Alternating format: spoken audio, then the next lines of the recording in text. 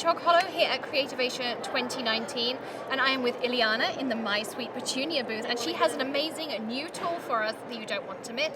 So, what is it, Ileana? Okay, this is called the Cut Align, and so it is our newest tool.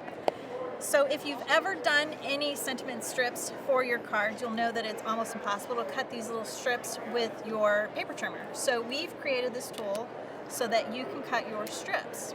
So what you do is you just line up your sentiment with the guidelines that are on the ruler, and you're just going to take your craft knife and you're just going to drag it across until you feel your paper is cut, and then you'll pull it off. You're going to turn that over and you're going to line up the stamp on the other side, apply a little bit of pressure so it holds your cardstock down, and you're going to do the same thing. And now your sentiment is totally lined up.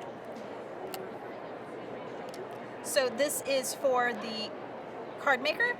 This is the same size, or a little bit bigger than a A2 card front, and so the slot goes 6 inches across, and this is a A2 card.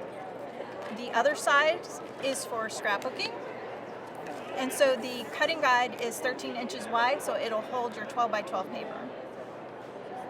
And that's what we have this year.